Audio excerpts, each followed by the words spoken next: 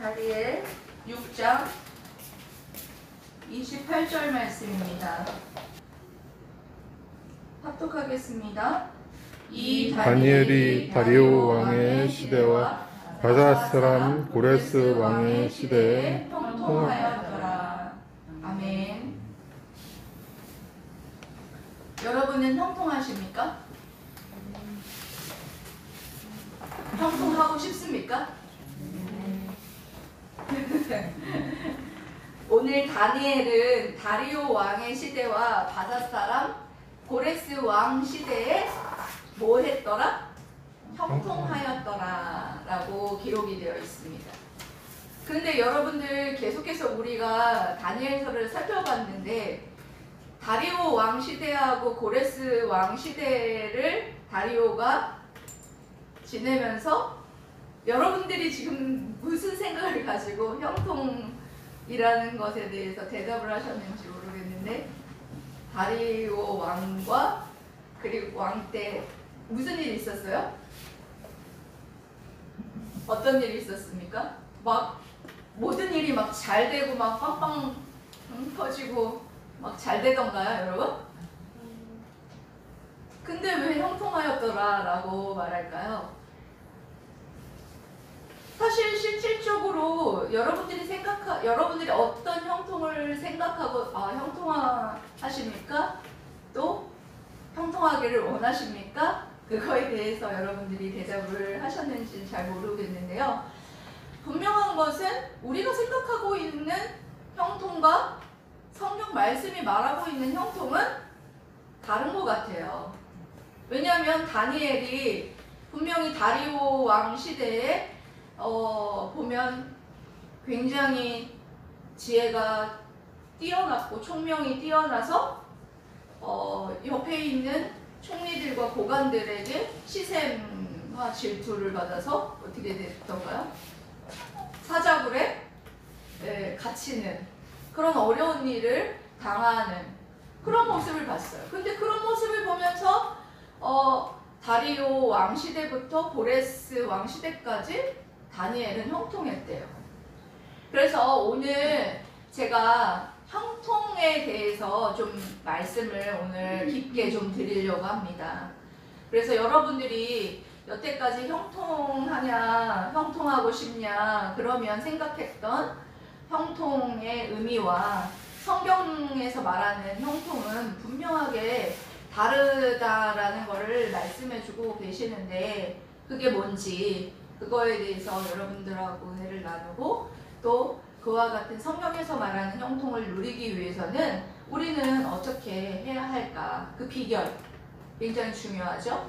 그 비결에 대해서 여러분들과 함께 은혜 나누면서 참된 형통의 인생이 무엇인지를 알게 돼서 그와 같은 참된 인생을 살게 되시기를 주님의 이름으로 사랑하고 축복합니다. 아멘.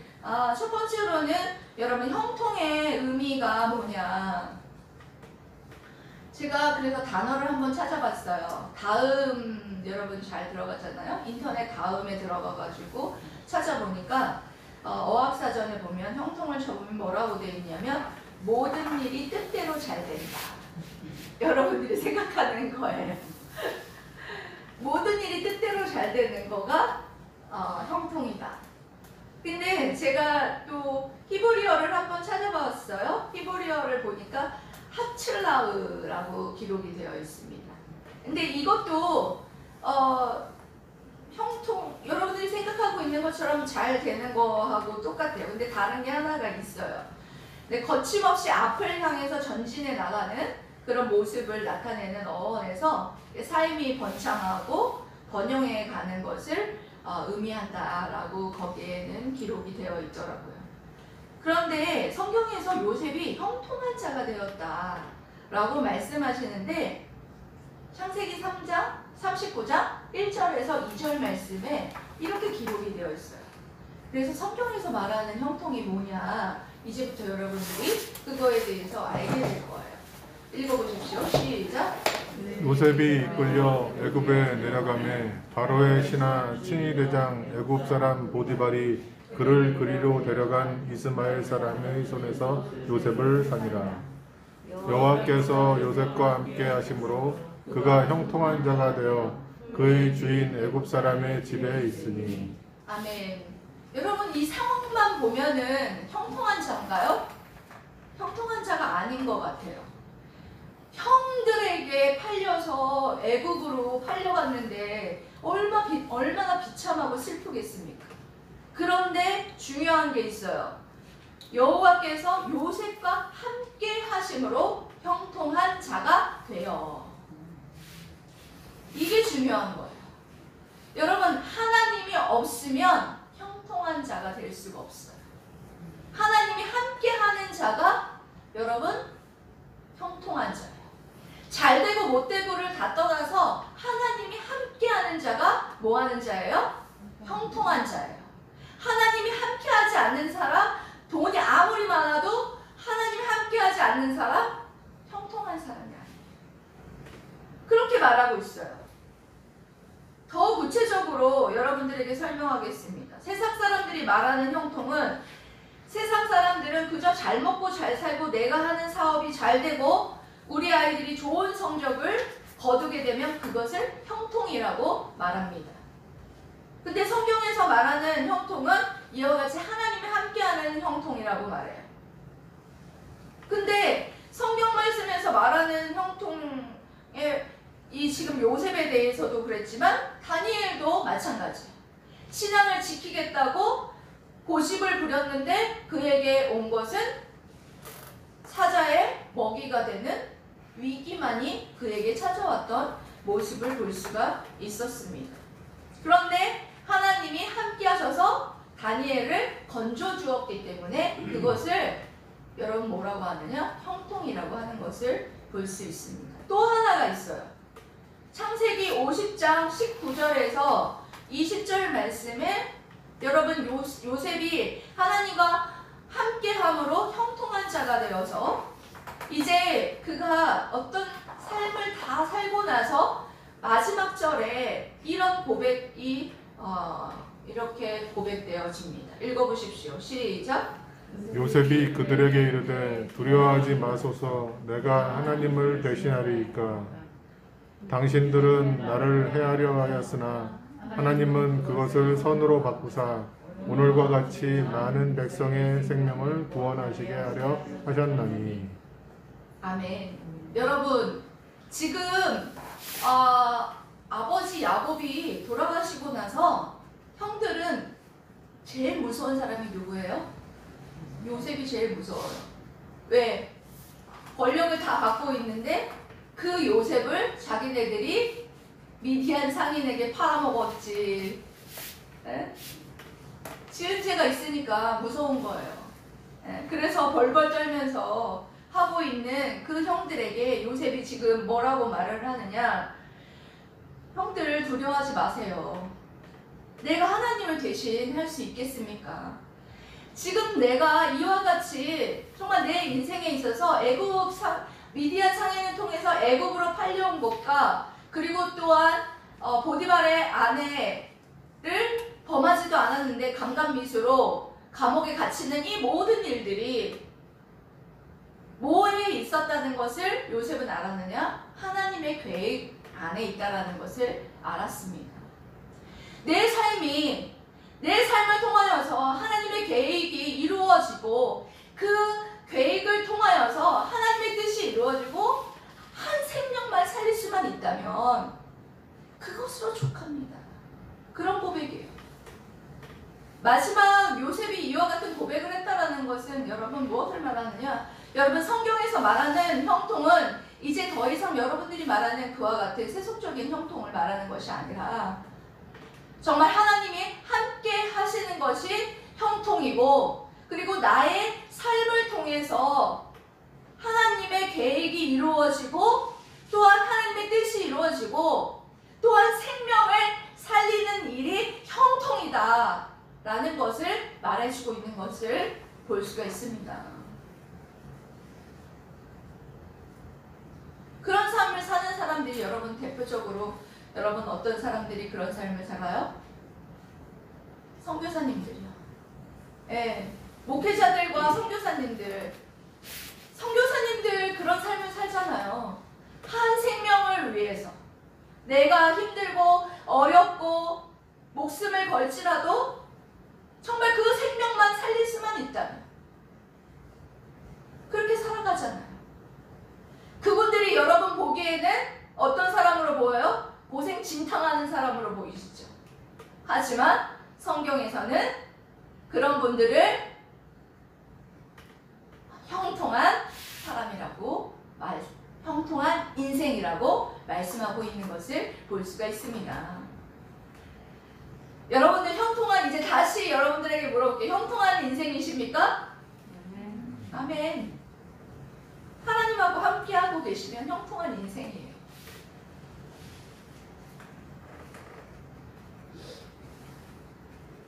여러분, 어느 학교에 미술대회가 열렸다고 합니다. 미술대회가 열렸는데 2개의 그림이 결승전에 올라왔어요. 그런데 그 결승전에 올라온 그림 하나는 어떤 거였냐면 아주 평화로운 그런 풍경에 암사슴 하나가 평화롭게 예쁘게 뛰어노는 그런 모습의 그림. 또 하나는 폭풍이 막 몰아치는데 폭풍이 몰아치는 그 한가운데에 배가 잔잔하게 배가 폭풍이 몰아치는 데에 따라서 그 휘몰아치겠지만 그 배 안에 앉아있는 어느 한 사람이 편안하게 앉아있더라는 거예요. 뭐가 뽑혔게요? 2번째 그림입니다. 그 이유를 말했더니 다 평안할 상황이어서 평안할 수 있는 것은 누구나 할 수 있는 평안이라는 거예요. 그렇지만 평안할 수 없는 상황 속에서 평안할 수 있는 것이 진정한 평안이라는 거예요. 그런 평안을 누릴 수 있는 사람은 여러분 어떤 사람이에요? 그래요. 하나님이 함께하는 사람, 형통한 사람이에요. 네, 맞습니다. 이제 더 이상 경기도 광주에 땅 사놓은 값이 오르고 내 자녀가 성적이 올라가고 사업이 빵빵 터지고 잘 되고 잘 먹고 잘 사는 것 때문에 그것을 형통한 인생이라고 더 이상 말하지 말라는 거예요.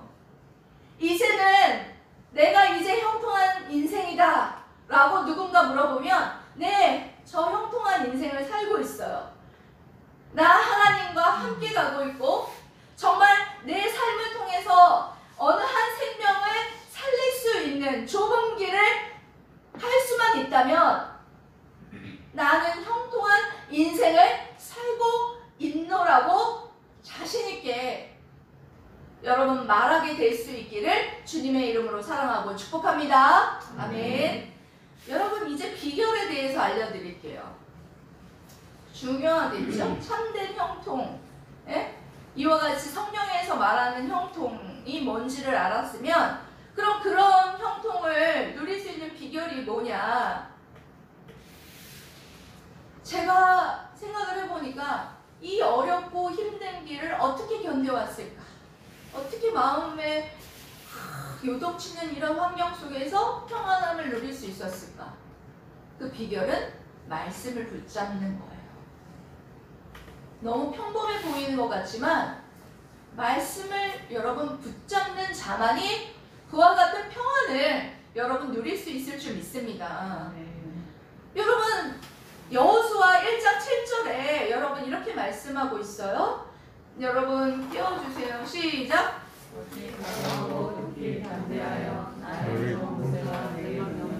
그 율법을 다 지켜 행하고 우로나 자로나 치우치지 말라. 그리하면 어디로 가든지 형통하리니. 아멘. 이제 모세가 죽고 나서 하나님께서 여호수아에게 이 말씀을 주면서 강하고 담대한 마음을 가지고 나아가라 이렇게 말씀해 주셨는데 이 말씀에서 사람들은 다른 거는 다 생각 안 하고 다른 거 다 제치고 형통만 생각하는 거예요. 형통. 여러분 형통하기 위해서 어떻게 하래요? 순종하래요. 딱 한마디로 말하면 하나님의 말씀에 순종하래요. 순종하면 형통할 수 있대요. 여러분 하나님의 말씀에 순종하려면 뭐부터 해야 돼요? 뭐부터 해야 돼요?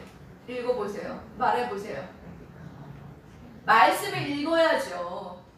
말씀을 읽는 것부터 하셔야죠. 말씀은 안 읽고 난 형통해야 되겠다. 뭘 가지고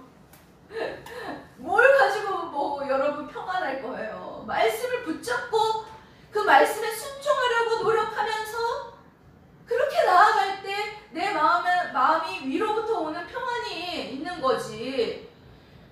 다 여러분들 이 말씀을 읽으면서 사람들은 다른 거 강하고 담대한 거 뭐 다른 거 부수적인 것만 여러분 잡는데요. 여러분 중요한 건 강하고 담대하기 위해서도 하나님의 말씀을 좌로나 우로나 치우치지 말고 뭐 해야 되느냐? 하나님의 말씀에 순종할 때 네가 형통할 것이다. 약속해 주고 있는 것을 볼 수가 있습니다. 여러분 정말 우리 지금 말씀 어플로 말씀을 읽는 분들이 여러분 계시는데요. 읽지 않는 것보다는 좋은데 말씀을 마음으로 읽어야 되는데 말씀을 마음으로 안 읽고 건성으로 여러분이 읽기 쉬워요. 말씀 어플로 여러분들 그냥 읽으면요. 그냥 막 들으면은 그냥 대강 넘어가 버리는 거예요. 여러분 이런 말씀도 있었어? 제가 설교할 때 여러분들 그런 생각하죠. 목사님이 이런 본문에 이런 말씀하는데 이런 말씀도 있었어? 여러분 그럴 때 있을 거예요. 그렇죠? 저도 그럴 때 있어요. 왜 그러느냐? 말씀을 우리가 주의 깊게 여러분들이 마음에 새기면서 읽지 못하기 때문에 여러분 그러는데 안 하는 것보다는 낫지만 그래도 여러분들이 이왕 여러분들이 말씀 어플로 말씀을 읽기 시작했다면 그 말씀을 여러분 마음에 새기면서 말씀을 붙잡으세요. 어떤 목사님은요 마음이 심란하고 힘들면 골방에 들어갈 때 성경 말씀 하나 딱 가지고 들어가서 기도하면서 말씀을 막 읽는데요. 읽으면 그렇게 기가 막히게 하나님께서 그 때에 맞는 응답들을 딱딱 해주더라는 거예요. 저도 그런 경험이 있는데 여러분들 말씀을 붙잡으셔야 돼요. 성경적인 형통, 정말 우리 믿음으로 살기 위해서 믿음으로 우리가 이 세상을 살아가려면 얼마나 여러분들 힘듭니까? 그런 가운데에서 평안을 누리려면 어떻게 여러분 우리가 있겠어요? 하나님의 말씀을 죽으나 사나 붙잡아야 우리가 그런 상황 속에서도 평안을 누릴 수 있다라는 사실을 여러분들이 기억하면서 여러분들 우리가 성경적인 형통을 누리려면 하나님의 말씀을 붙잡아야 산다라는 것. 여러분은 어떤 말씀들을 여러분들 붙잡고 특히 말씀을 붙잡으시나요? 저는 에레미야 29장 11절 말씀. 예전에도 한번 제가 소개했는데요. 제가 이 말씀을 많이 붙잡고 묵상을 많이 합니다. 읽어보세요. 시작. 여호와의 말씀이니라. 너희를 향한 나의 생각을 내가 아나니 평안이요 재앙이 아니니라. 너희에게 미래와 희망을 주는 것입니다. 아멘. 여러분 하나님께서 우리를 향한 것은 평안이에요. 평안. 재앙이 아니에요.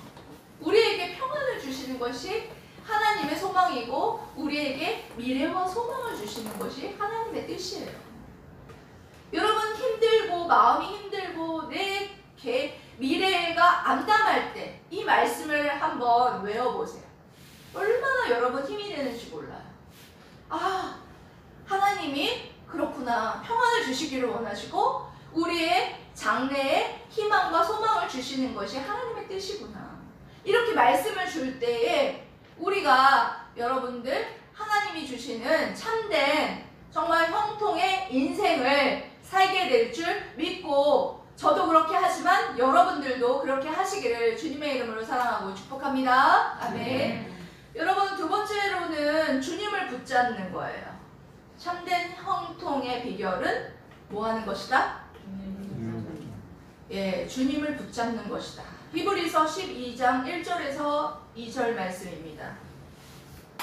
읽어보세요. 시작. 이러므로 우리에게 구름같이 둘러싼 허다한 증인들이 있으니 모든 무거운 것과 얽매이기 쉬운 죄를 벗어버리고 인내로써 우리 앞에 당한 경주를 하며 믿음의 계속 2절까지 주요 또 온전하게 하시는 이인 예수를 바라보자. 그는 그 앞에 있는 기쁨을 위하여 십자가를 참으사 부끄러움을 개의치 아니하시더니 하나님 보좌 우편에 앉으셨느니라. 아멘. 여러분, 우리의 참된 형통의 비결은 무엇이냐? 주님을 붙잡는 거예요. 주님의 십자가를 바라보는 것이에요. 믿음의 주여 온전케 하시는 예수 그리스도를 바라보자. 얼마나 여러분 예수 그리스도를 붙잡고 바라보십니까? 여러분, 힘들고 어려울 때마다 여러분은 무엇을 하십니까?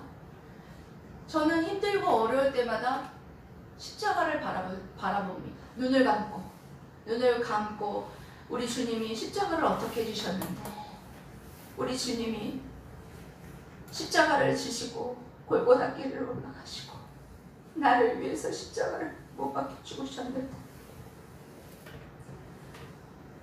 내가 못 이길 것이 무엇이 있겠는가?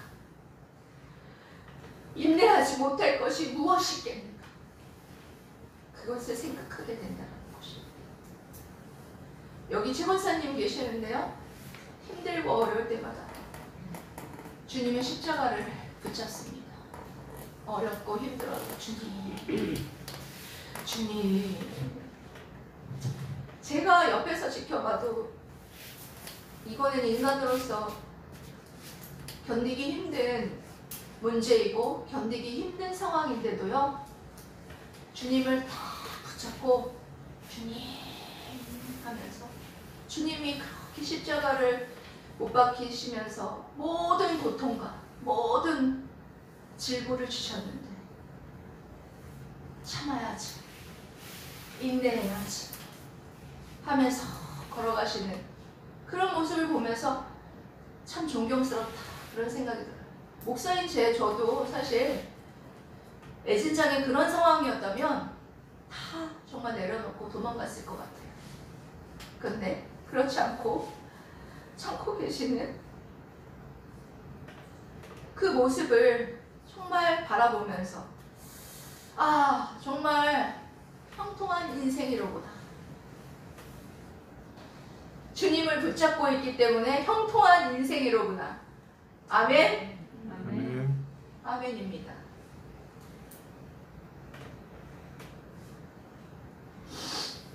아무리 힘든 일이 있어도 십자가보다 더한 것이 여러분 어떤 것이 있겠습니까? 고난이 닥쳐와도 잠잠히 여러분 십자가를 묵상해 보십시오. 그거보다 더 어려운 것은 없어요. 주님이 십자가를 지셨구나. 주님이 이겨낼 힘도 주십니다. 십자가 여러분 바라보시면요, 주님이 이겨낼 힘도 주세요. 주님이 얼마나 여러분들을 사랑하시는지 그것도 깨닫게 되시고요. 그리고 주님의 눈물도 여러분들 깨닫게 되세요. 그러면 여러분 못 이겨낼 어려움이 없어집니다. 평안을 누릴 수 있어요. 그리고 이 한 생명 하나님 앞에 바쳐서 정말 주님 뒤를 따라가고 싶다라는 마음이 막 생겨나게 돼요.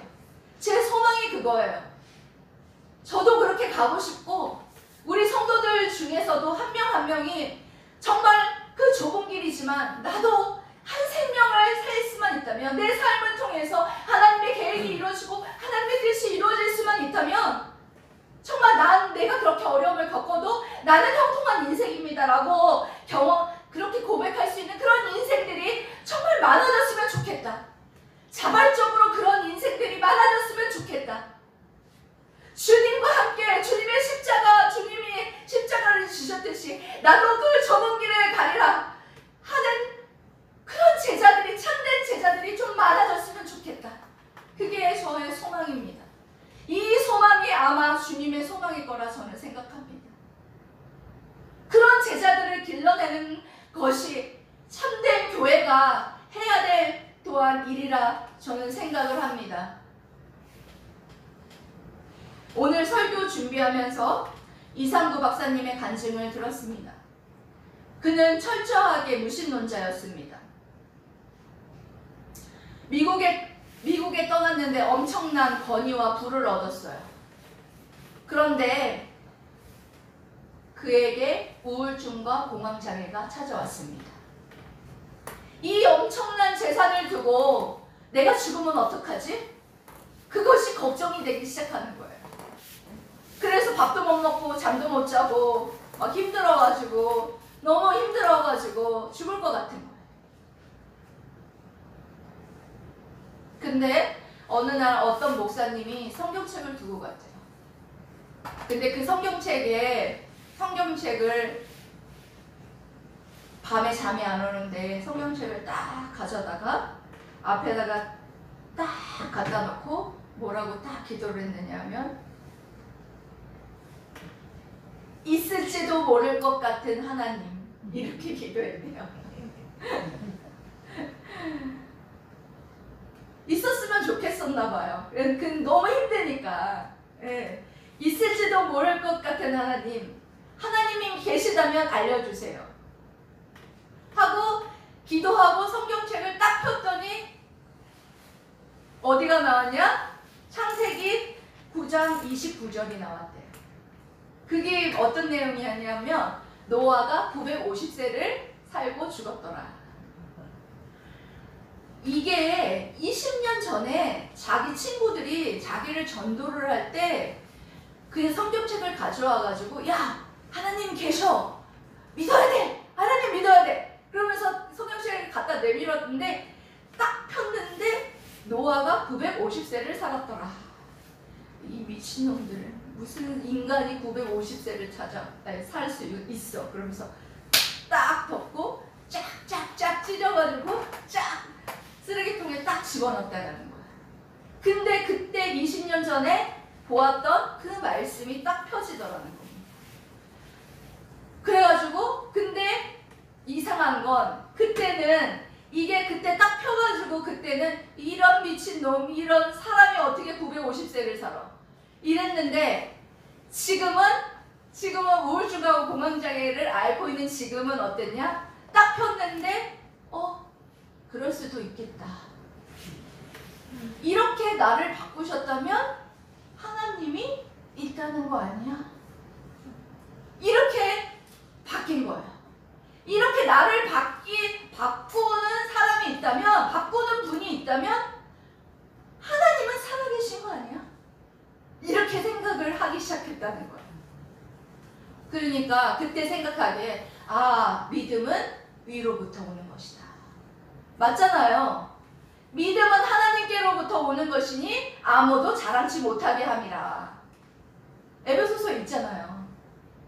믿음이 위로부터 하나님이 주시는 거예요. 성경이 믿어지게 하는 거예요. 여러분들이 지금 하나님을 믿고 있다면 여러분들이 믿은 게 아니에요. 하나님이 믿어지게 한 거예요. 예. 이게 인간의 이성으로는 절대, 이상구 박사가 머리가 엄청 비상하잖아요. 그러니까 이게 인간의 이 뇌로는 이게 믿어질 수가 없는 거죠. 한마디로는, 이성적으로는. 하지만 이거를 믿게 하셨다면 이게 하나님이 계시다라는 거죠. 그렇게 생각하기 시작했다라는 거예요. 안 찢더라는 거예요, 자기가. 안 찢어. 찢으려고 그러면 달라졌네. 그래서 하나님이 계시다라는 것을 인정하고 믿고 난 다음부터 이 이상구 박사님의 삶이 어떻게 되느냐? 우울증이 사라지고 공황장애가 사라졌습니다. 그리고 공황장애와 우울증이 사라졌을 뿐만 아니라 이 성경 말씀으로 사람을 치료하는 그런 일에 관심을 갖기 시작했다는 거예요. 왜? 하나님의 말씀이 생명이고 이 말씀으로 사람이 살아나게 하셨다라는 것을 알게 된 거예요. 네. 여러분, 지금도 하나님 말씀이 여러분 하나님의 말씀이고 하나님이 살아계시지 않는다고 믿고 그리고 이 말씀이 생명의 말씀이고 이게 정말 하나님이 주신 말씀이다라고 아직도 믿지 못한다면요. 여러분들 믿음을 구하세요. 믿음을 구하면 하나님께서 믿음을 주신다고 했어요. 구하지 않기 때문이에요. 하나님을 미워하고 밀어내기 때문에 여러분들의 삶 가운데 하나님이 여러분 역사하지 아니하고 여러분 그렇게 힘들게 여러분 살아가는데 그분 말로는 하나님과 접속되면 우리의 유전자가 살아난다. 그런 얘기를 하더라고요. 그러니까 하나님과 살아계신 하나님과 하나님 계시다라고 믿는 순간 우리의 모든 질병과 그리고 또 우리가 가지고 있는 정신적인 질병 이런 것들이 회복되는 그런 은혜가 있다라고 그렇게 말했었습니다. 여러분 이성구 박사님이 아무리 돈이 많았어도 세상적으로 여러분 형통했지만 어땠습니까? 어땠어요? 하나님이 함께하지 않았을 때는 형통한 인생이 아니었어요. 하나님이 함께하게 되고 하나님이 살아계시다라고 믿는 그 순간부터 그는 형통한 인생이 된 줄 믿습니다. 저도 오늘 말씀 준비하면서 부끄럽게도 형통하면 정말 세속적인 형통을 떠올렸을 때가 있었어요. 한 번쯤은 여러분들도 다 있었을 것이고 처음에 여러분들에게 질문했을 때에 형통하면 모든 일이 잘 되는 것이다 라고 생각했을 수도 있습니다. 하지만 여러분들 지금 설교를 다 듣고 난 지금에는 여러분 형통은 여러분 뭐라고 여러분 생각이 됩니까? 두 가지 기억하시면 돼요. 이제 졸았어도 여러분 두 가지만 기억하면 돼요. 형통한 인생은 하나님이 함께 하시는 인생이다. 네. 그리고 두 번째는 뭐 하는 인생? 네?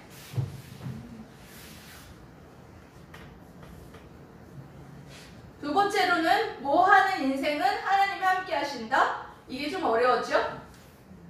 내 삶을 통해서 하나님의 계획과 그리고 뜻이 이루어질 수만 있다면 그리고 생명을 살릴 수만 있다면 그것은 형통한 인생이다.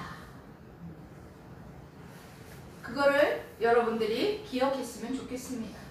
그래서 저도 이 말씀 준비하고 마무리하면서 나는 형통한 인생인가 스스로에게 자문자답 해보았습니다. 누가 보기에는 정말 어렵고 힘든 개척교회의 목사다라고 생각할지 모르겠지만 저는 형통한 인생입니다. 너무 감사합니다. 이런 형통한 인생으로 불러주셔서 사용해 주신 것이 너무나 감사합니다.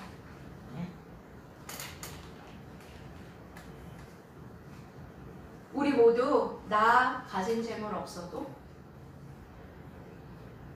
나 남이 가진 지식 없어도 하나님만 함께 한다면 그것이